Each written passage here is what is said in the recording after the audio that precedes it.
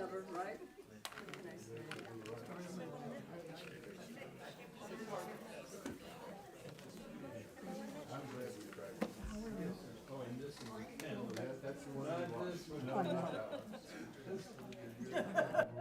Not funny at all.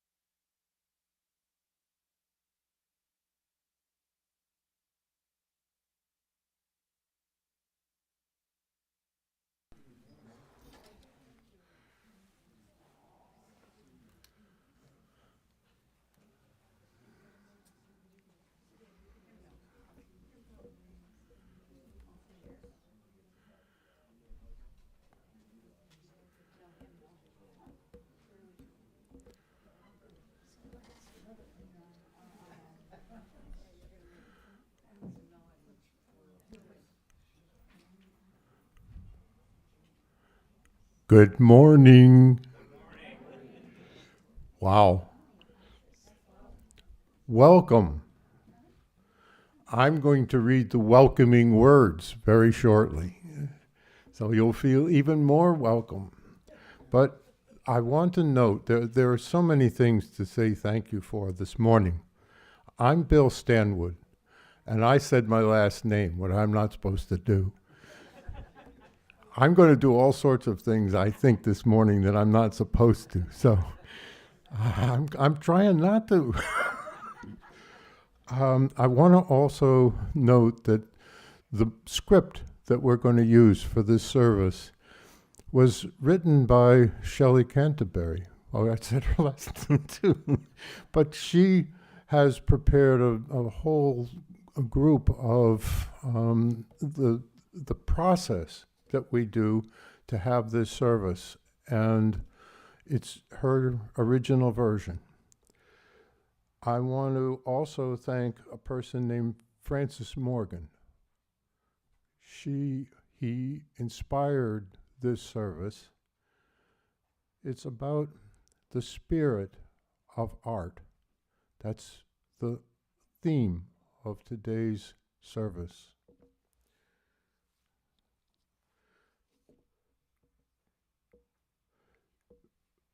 If you would stand in body or spirit. Oh, we've got a prelude.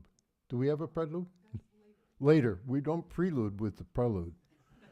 So we're going to stand in body and spirit, and we're going to have an opening song. I want to also note and thank our music director, Margaret G., for allowing something that she finds so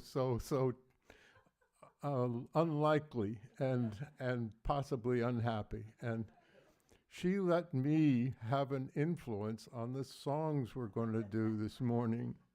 And I'm so grateful because it is, I was hoping that some of that music was going to follow our theme. And maybe as we do it, you'll see that or hear that. The Teal Hymnal is our first book, the number 1028, which is the fire of commitment. So if you want to stand up, and I'm going to sing too, so this is complicated. It's number 1028, and it's only marginally familiar to you. So the choir is going to help you with it, and they're going to need help too.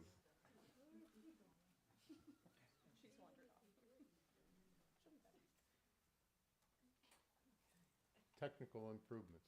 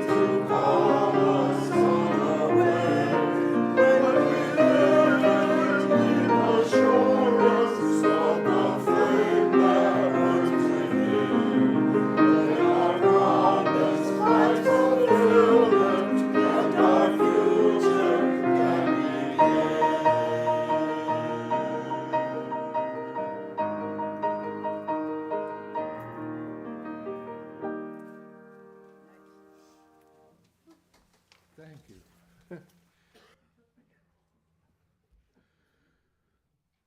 This service is being broadcast live on YouTube and will be available as a recording on the UUFCC YouTube channel after the service.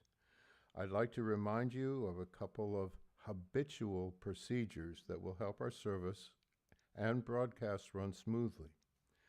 Please put your phones in meditation mode.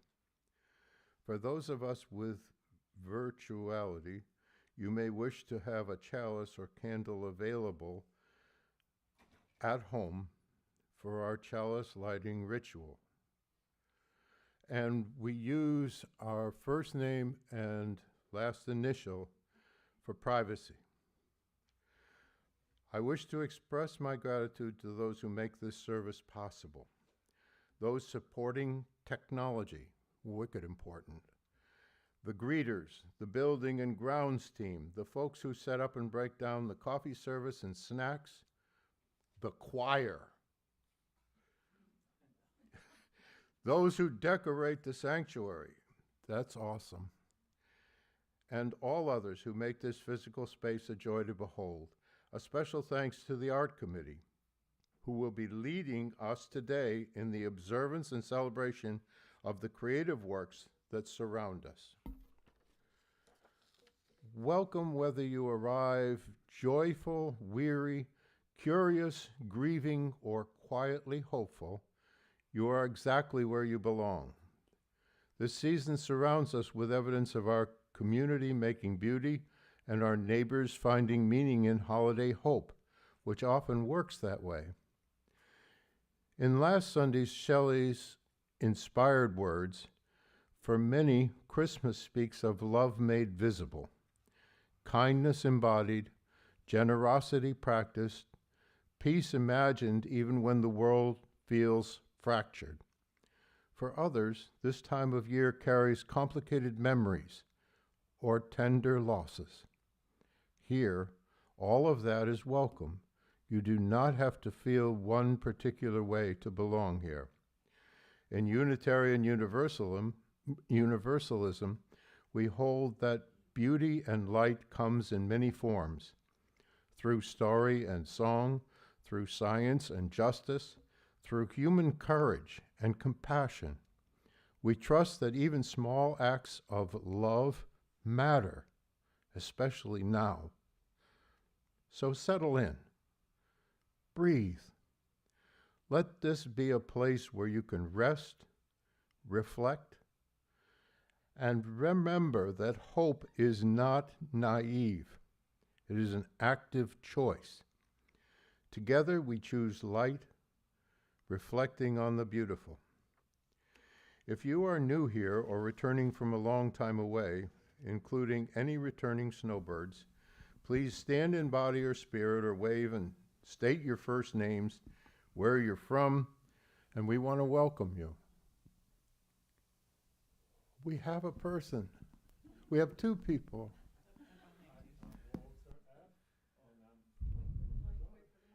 He's got a mic that will make it even louder for you. And that's all right. We're not trying to make it hard for you.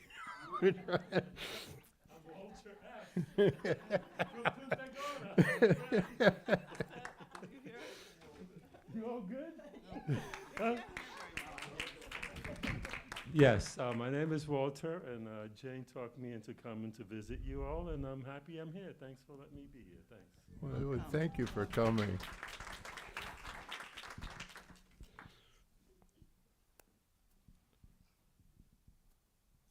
My name is Dennis, and I'm from across the street, Port Charlotte. Thank you, Dennis. If you're new at home and would like to learn more about our fellowship, you can email Mary Jane at office. Well, actually, no, that's the old days. It's still the office at UUFCC.org, or visit our website at UUFCC.org. Wherever you are, we're glad you have chosen to spend your time with us this morning. We're going to do the chalice lighting. And we will now open this sacred space by turning our attention to the lighting of the chalice. Oh, prelude. Where's the prelude? Okay, I'm Margaret G.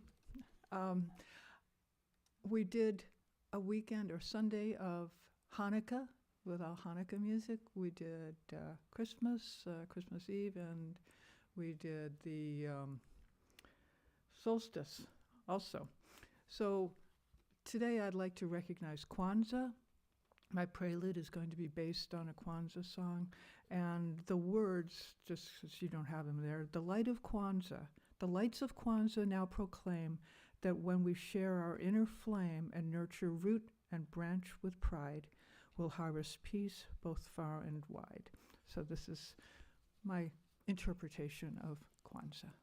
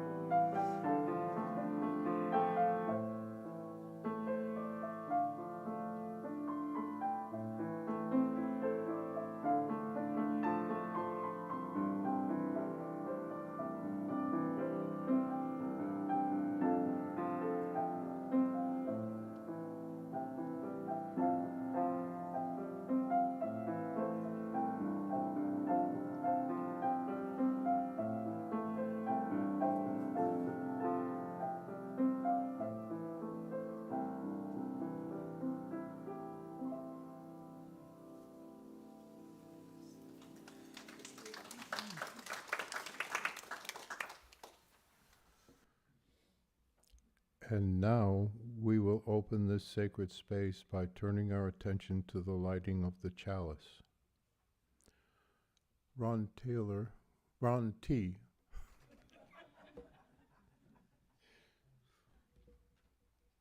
will help us with this. Thank you, Ron. Well,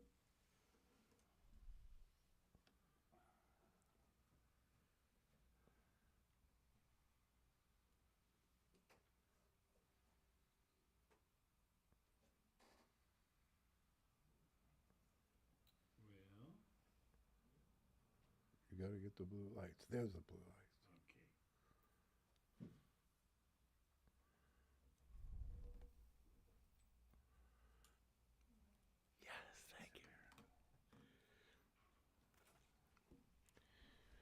And we will read the words that are printed in your service document. The words begin, "We will kindle this flame to honor the returning light.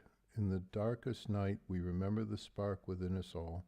May this flame guide us through the shadows and into hope and renewal. Love is the spirit of this fellowship, and service is its law. This is our aspiration, to dwell together in peace, to seek truth in love, and to help one another." And now it says we have a prelude on my my list. But we've gotten that, and it was wonderful. Thank you, Margaret. My program says it's the story for all ages next. What do you think about that? Is that a good idea? Do we have any youth? We have a little bit of youth. Well, we've got great youth.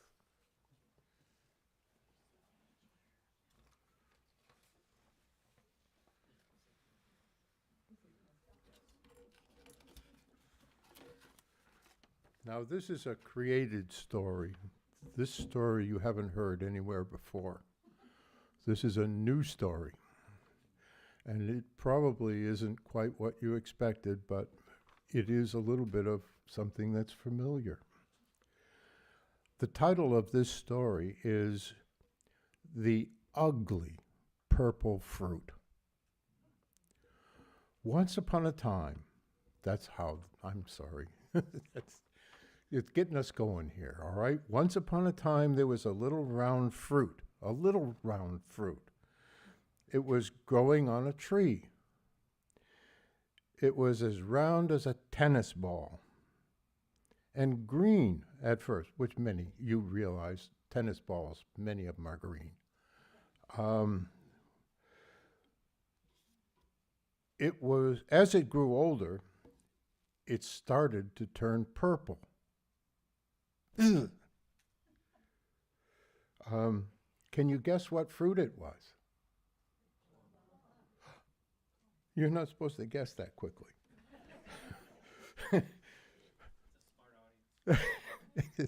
It wasn't a grape, and it wasn't an eggplant.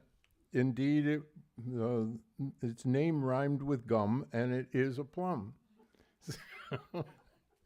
We got that far.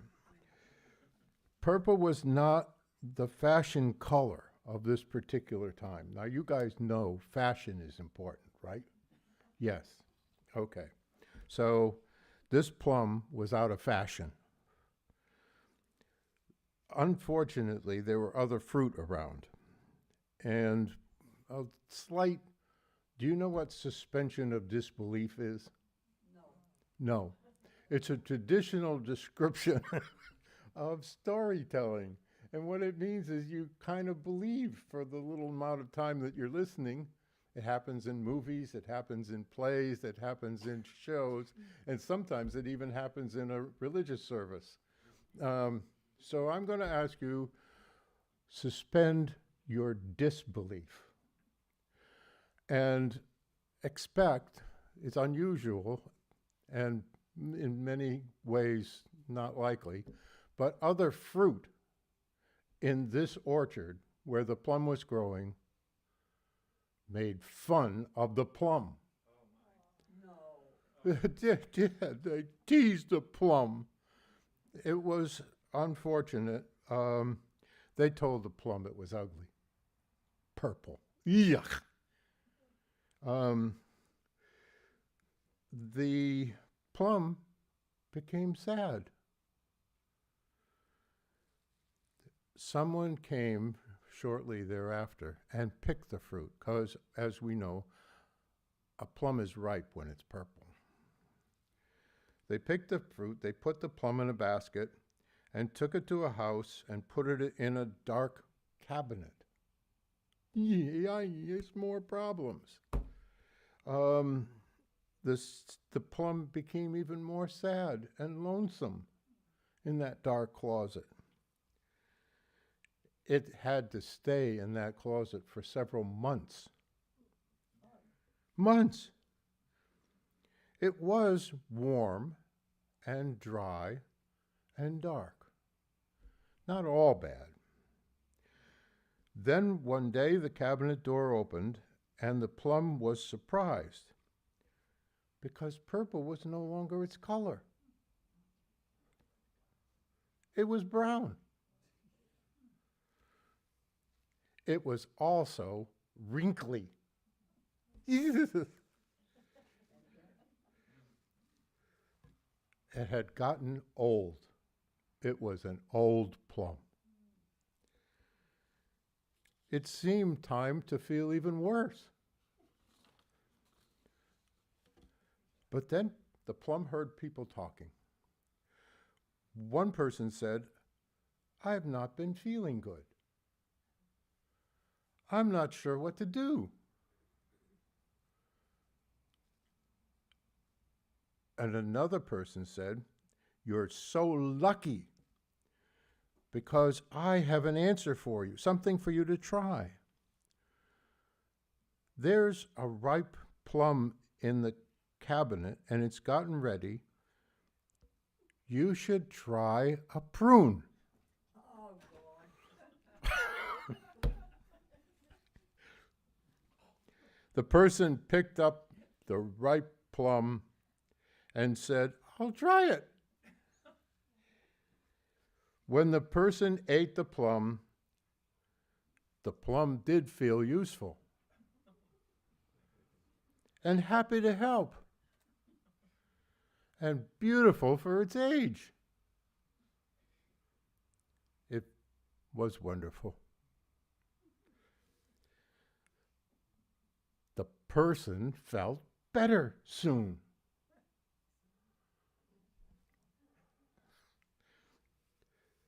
You could ask the people here today. Some would say ripe plums that have turned to prunes are beautiful.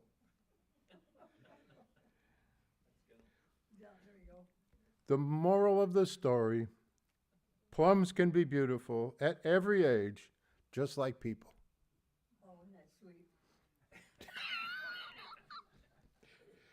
When people are old and brown and wrinkly, they're still beautiful.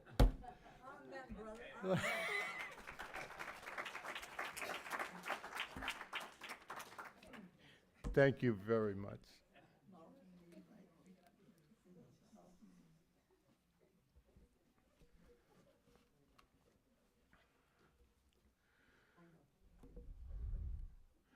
So now we have some opening and grounding words.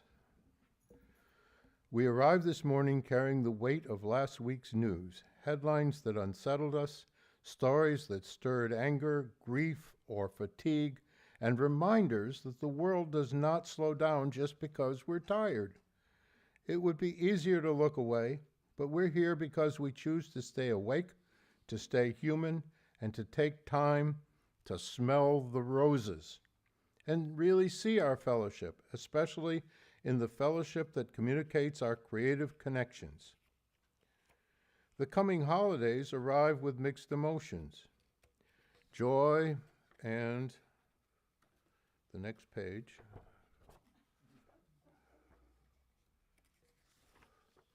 Loneliness, generosity and loss, hope and heartbreak often braided together. Here we make room for all of it. We do not demand cheerfulness. We practice honesty. We gather not because everything is fine, but because we are better when we face what is real together. May this time we share remind us that hope is not wishful thinking. It is the courage to keep showing up, to keep loving, and to keep choosing light, especially when the news gives us every reason not to. The Book of Life is in our community. We make time each week to share pieces of our lives with one another. We do this because each person in this community has value. Each person's experiences matter. We share our sorrows with one another today, knowing that sorrow comes into each person's life. Knowing that together we offer comfort, we also share our joys with one another. Knowing, too, that joy comes into all our lives, knowing that together our voices can rise in a chorus of celebration. We have a long tradition at UUFCC, sharing our joys, sorrows, and life milestones by entering them into the Book of Life. The book is in the back, and messages can be written at any time. Will you take a look in the Book of Life? Joseph, you're close to it. There are no entries today. I'm sure there are other things that are in your minds that would be possible to share. And those are at home, by the way, are welcome to email your entries to the office with the heading Book of Life, not later than Saturday prior to the service. And they'll be read on Sunday morning.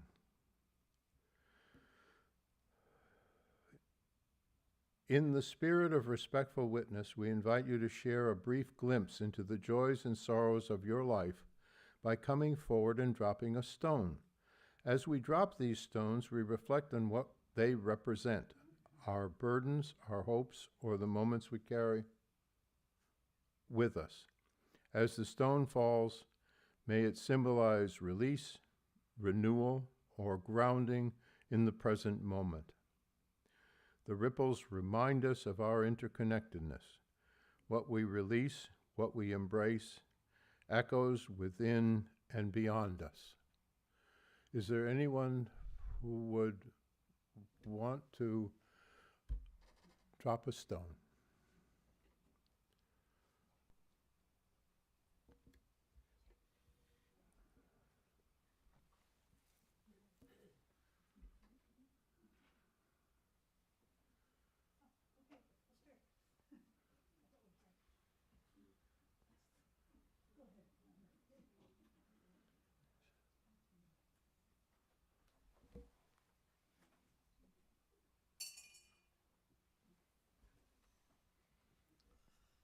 Hello. I had an absolutely wonderful Christmas dinner. Peggy Dawn and her daughter cooked an outstanding, they had an orange beet salad, which is my favorite. And what happened while they were cooking, things got a little out of hand, and the fire department only had to show up one time. And I thought that was just absolutely wonderful.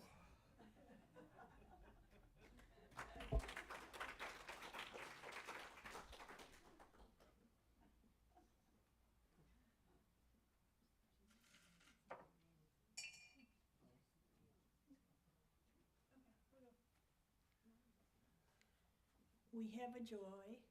And another joy. And another joy. You start.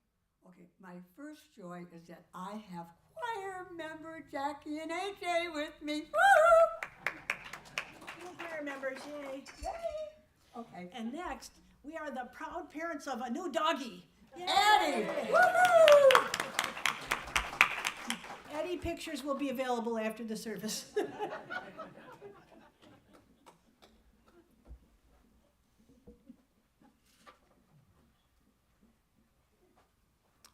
I have a sadness that I got here and I'm used to seeing Trudy and her happy face, and I guess she's in the hospital. So, and I think this service, Art and Spirituality, you kind of really expect Trudy to be here because we just had all her pictures, and she's such an artist, and I miss her today, and I bet you all do too.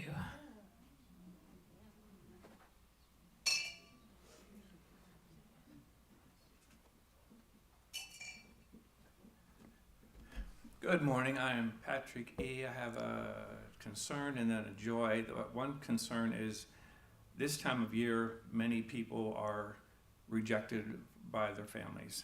And just with my workings with PFLAG, I've been focusing on transgender individuals. And there's one who is big with Equality Florida. And I had just seen a post that they feel so alone. And I reached out. They're not ready to do lunch or anything now, but they're on my mind, as many other folks are in that situation too. And the joy is this congregation, which I keep reaching out and said, they will be welcome here. They'll be welcome. Find a community always. So they'll be coming. I keep banging on the door. So we are here and we are wonderful and welcoming.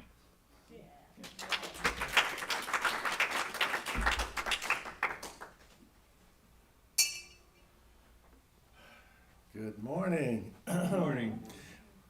Nice shirt. Thank you. One of my favorite shirts. My name's Joseph, and I have lots of gratitude today. Lynn and I had an opportunity to go on a nearly 2-week odyssey.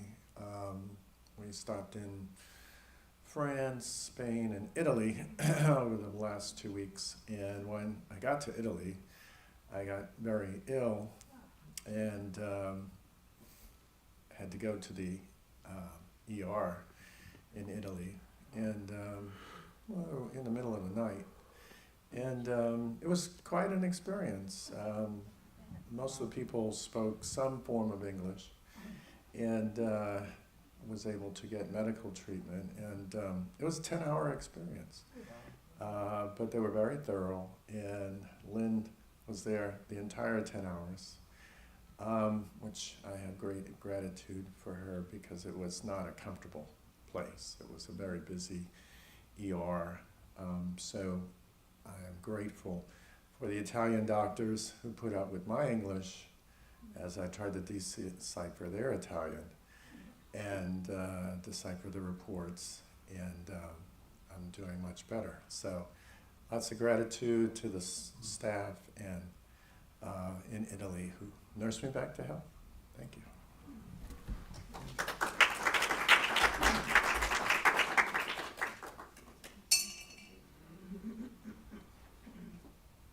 Hi, I'm Margaret G. I have a gratitude. My husband's son-in-law called us yesterday, and he got to talk to his 2 grandchildren who he hasn't talked to for 4 years. Wow. So, yeah, there was a divorce. Well, there's a divorce going on. So he still has no contact with his daughter, but the son-in-law called and let his children talk to Jamie. So.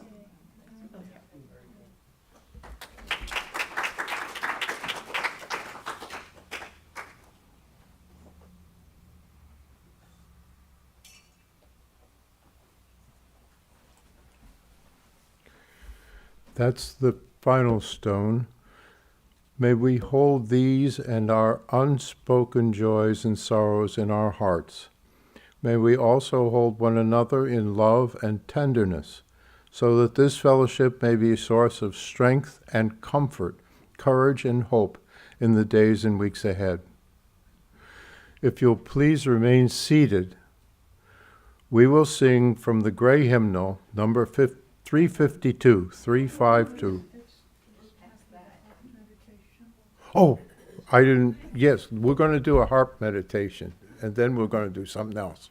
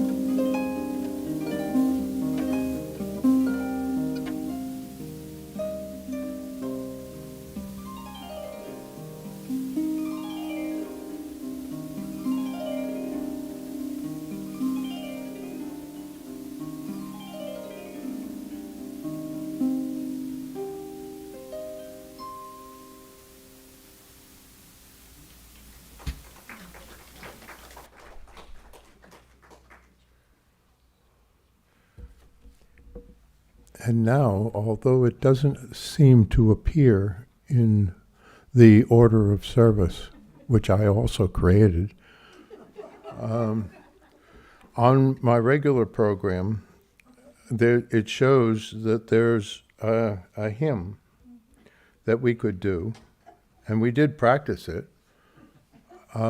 It's number 352, called Find a Stillness. And if you want to do that, you don't have to stand up.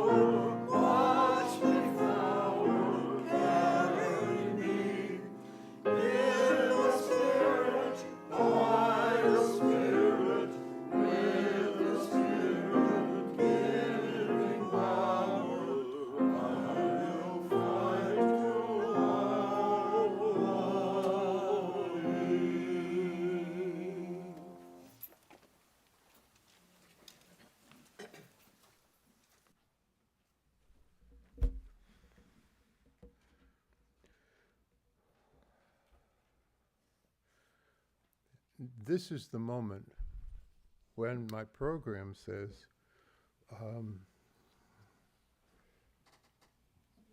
we're going to have a message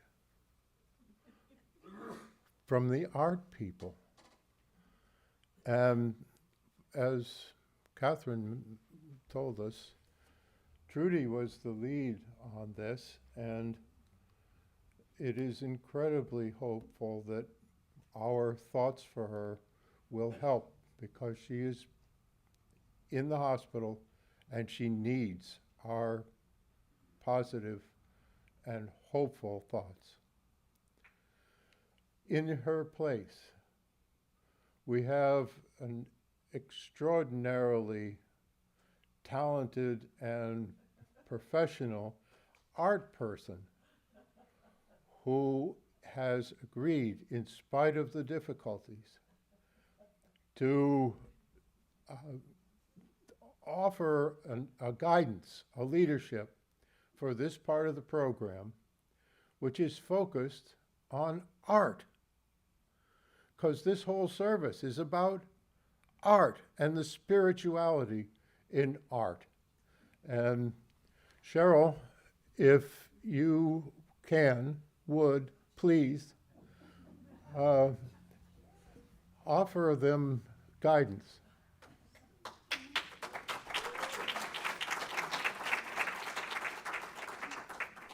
Hi, I'm Cheryl. This was supposed to be Trudy, but I will attempt to relay some of the ideas that she assembled. I'm not an artist, but I certainly appreciate all of you who are. So she wanted to reflect on the intersection of art, spirituality, and hope. Three things that, in many ways, are deeply woven into the fabric of our lives. As Unitarian Universalists, we embrace a broad understanding of spirituality, one that is open to individual exploration, diverse traditions, and a deep respect for the mystery of existence. Similarly, art, in all its forms, offers a window to that same mystery and potential. Today, we will want to explore how art can be a path to spirituality, how it helps us stay connected to hope, and how, in times of darkness, it can illuminate a way forward. Art is not just a hobby or a form of entertainment. It can be a deeply spiritual practice. Whether it's painting, writing, music, dance, or even architecture, art allows us to tap into something beyond the material world.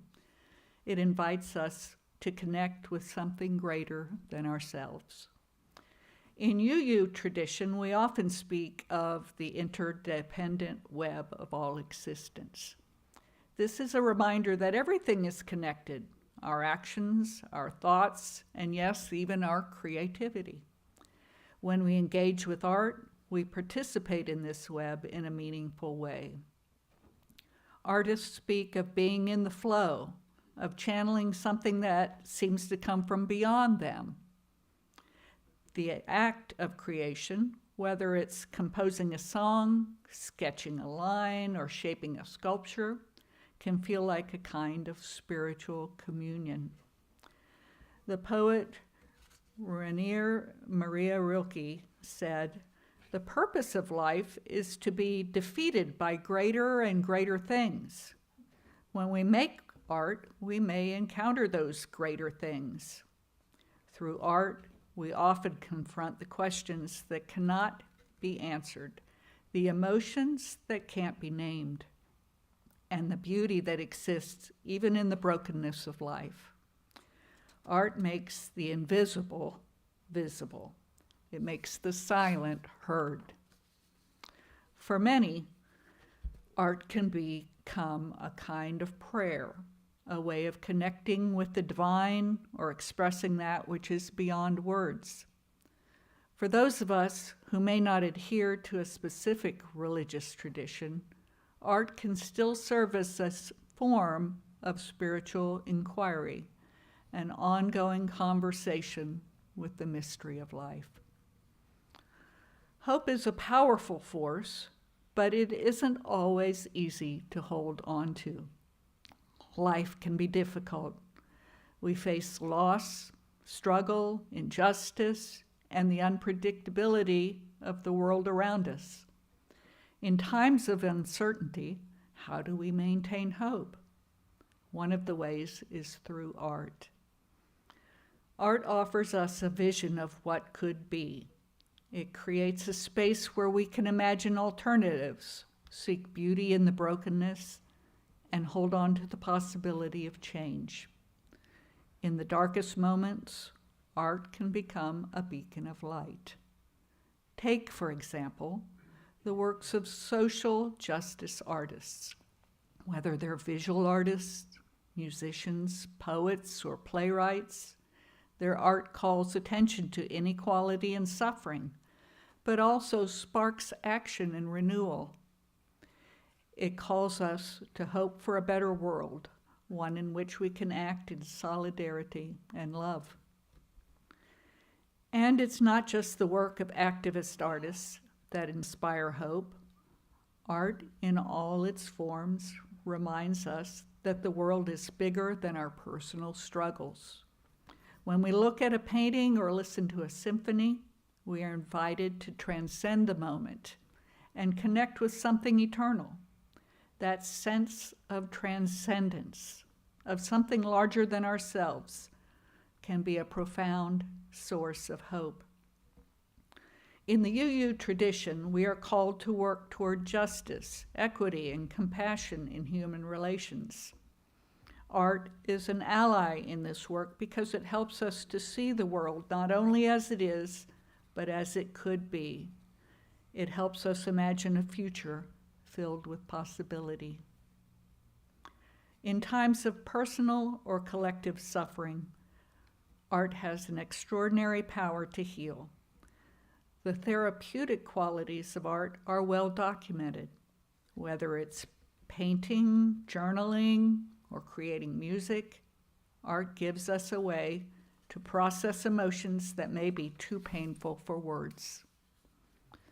For example, in the aftermath of personal trauma, creating art can be a way to express what feels inexpressible. In the face of grief, art can be a way to honor what has been lost, while also creating space for what is yet to come. It allows us to navigate the complexity of the human experience, and in doing so, it brings us closer to our own inner truth. On a larger scale, art can serve as a healing balm for communities. After the trauma of war, artists have been crucial in rebuilding a sense of identity and purpose for people who have suffered unimaginable loss. Art reminds us of our shared humanity. It's a reminder that we are not alone in our pain or our joy. As UUs, we believe that healing is an ongoing communal process. We are called to act in compassion for one another, to support each other through struggle, and to hold hope together. Art has the power to bind us in that shared journey toward wholeness. In closing, art, spirituality, and hope are intricately linked. Art is a form of spiritual expression, a means of connecting with the divine mystery of life, and a powerful tool for healing. It can help us cultivate hope even in the darkest times, offering a vision of what could be and a space for personal and collective renewal. As we continue on our spiritual journeys, let us remember that creativity is sacred. Let us continue to make space for art in our lives, not just as an expression of beauty, but as a way to nurture our souls, connect with one another, and to remind ourselves that hope, though sometimes fragile, is always within reach. Thank you.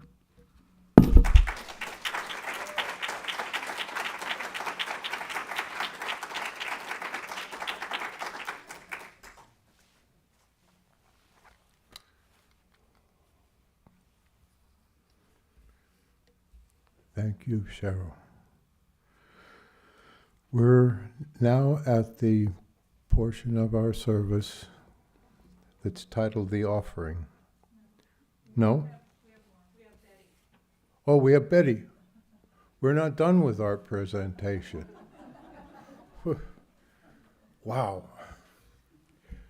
Willing this suspension of disbelief, you are going to remember this service was perfect. Good morning, I'm Betty. And I am aware this may be the last time the art people are allowed to present a service. Trudy asked me to talk about journaling. And the first thing that came to my mind was the TV show, The Waltons. Anybody remember watching The Waltons? Well, at the end of that TV show, Jim Bob always had a little presentation where you would see him sitting at his desk and he would talk about what happened during the show and what it meant to him. And this was talked about in the guise of him writing in his journal. That's what he was doing. He was journaling. And journaling is writing down your experiences and thoughts every day. It's a way of reflecting on your life, of listing the things that happen, of questioning why things happen, and identifying meaning behind these experiences. Journaling is a way of understanding life more clearly and understanding yourself better. This act of actually writing down your experiences, your thoughts, your reflections. It does not require writing skills or long entries. It does not have to be profound. It does not have to please other people. It does not have to be precise or even accurate. It only has to be done regularly. You are the intended audience of your writing. You're the only designated reader. Now, studies by the American Psychological Association show that regular writing in a journal reduces stress and anxiety. It calms your emotion. It increases your problem-solving ability, and it improves your overall well-being. This is research-based. It's especially beneficial if you dwell on positive things, on kindness, and on gratitude. The simple act of writing, of putting pen to paper, not typing, it takes focus. It engages multiple parts of your brain. It helps people process emotions and experiences more deeply, and it brings peace of mind. Journaling on paper slows us down, and it creates space for meaning and for insight. So how does this relate to our spiritual selves? In much the same way as meditation or prayer. Spirituality often involves reflection, considering what matters most to us, what we value, how life has shaped us. People who journal regularly often report greater gratitude, emotional balance, and resilience. Writing in a calm environment and in stillness helps us reflect on lessons learned and the meaning behind what happens to us. Journaling is especially valuable as we age. There's a lot of research on aging that shows that mentally engaging activities like writing support cognitive function and memory. Journaling also helps us process life's transitions, such as retirement, loss of a loved one, or health changes.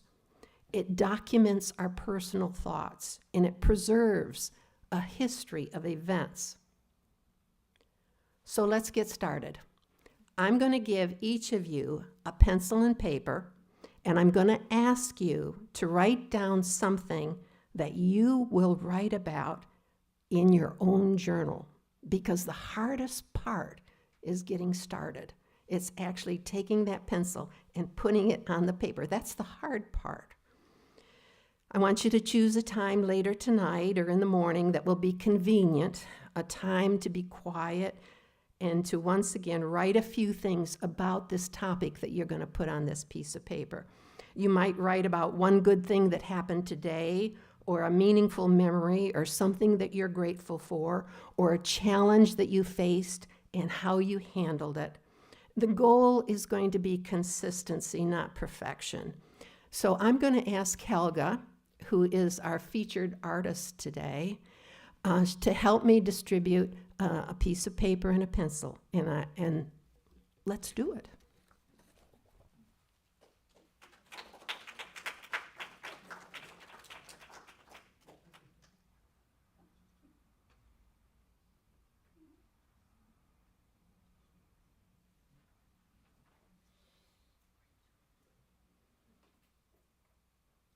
Okay, does anyone have pencils of their own? I'm short on them, yes.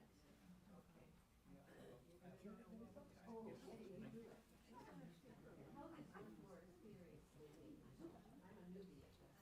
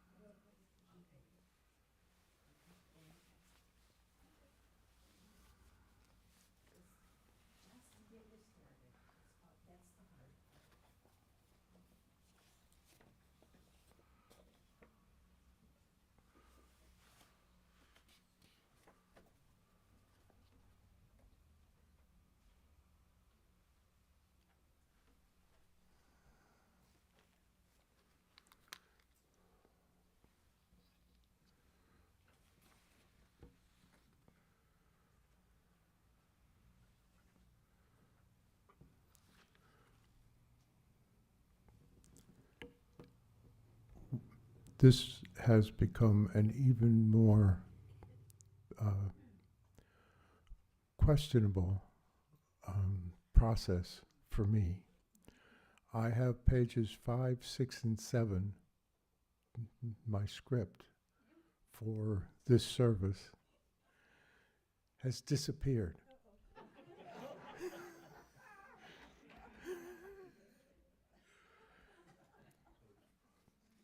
I can see that we're supposed to do some stuff.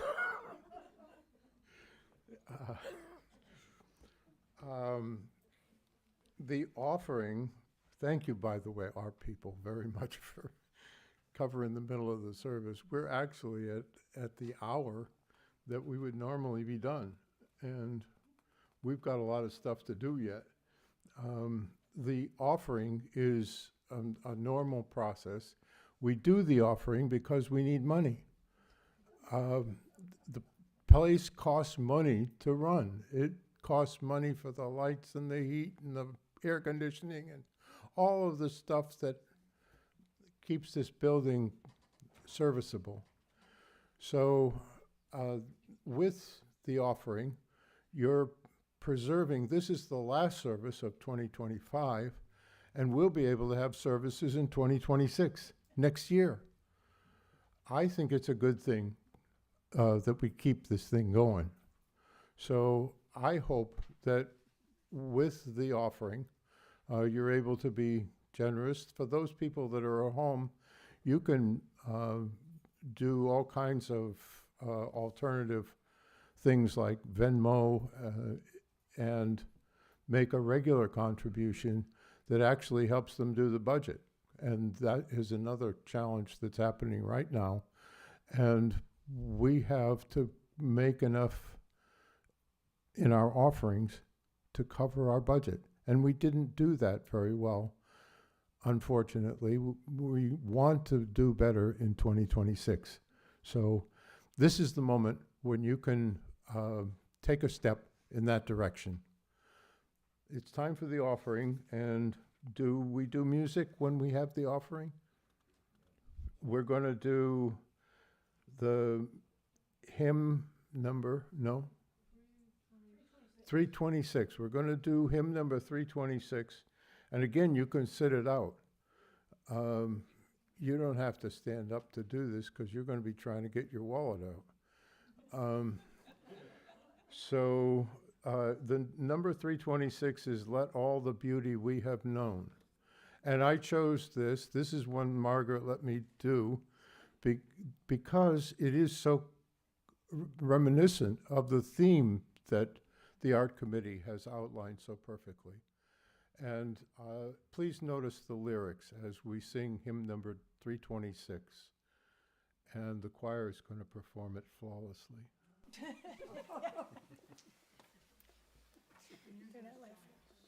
Yes.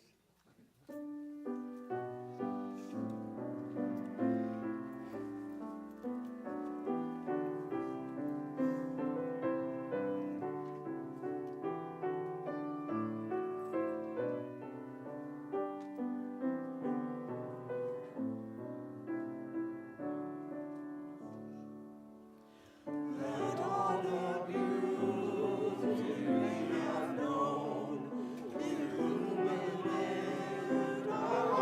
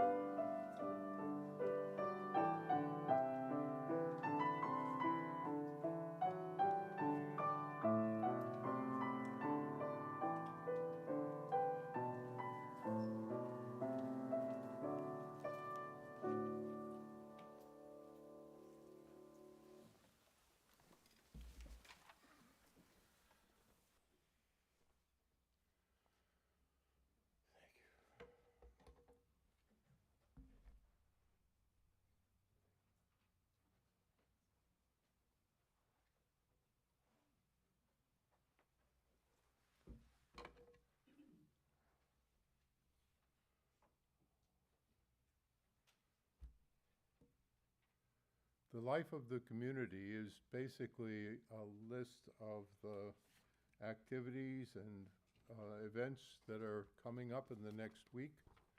And on the back of your order of service, it shows there are activities on Tuesday, Wednesday, Thursday, and Friday. And today, there are things happening here. The secular community will meet here this afternoon at 4, and that is it says 3, I know, but it's 3 or 4. Yeah, it is 4. And it is also a food time. They want to have a potluck kind of arrangement, so if you come and you bring something good, you'll feel like you contributed too. And the Slavic Christian Church comes at 1:30 today, I guess also. The rest of the events are conventional, and we'll be going into New Year's. So do that safely.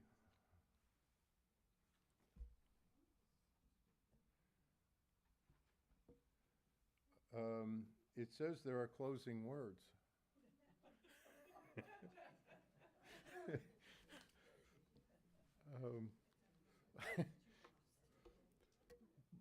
Thank you for coming.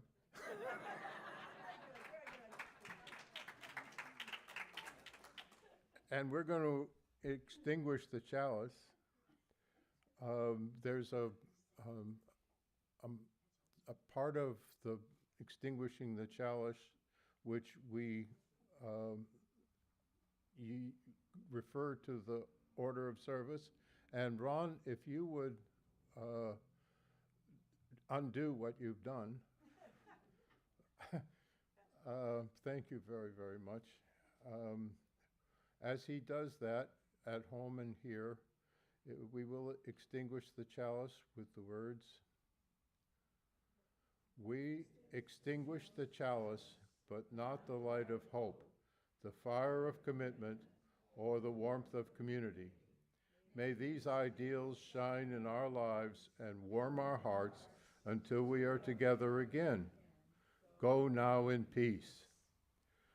And the closing music, number 30, Over My Head, is just another one of those ones that are a mystery, whether we can do it even close to what is written. But we're going to try. So number 30, you again, you can sit this one out, or you want to stand. All right. Come on. Some of us want to stand. You can stand or sit, whatever you want to do.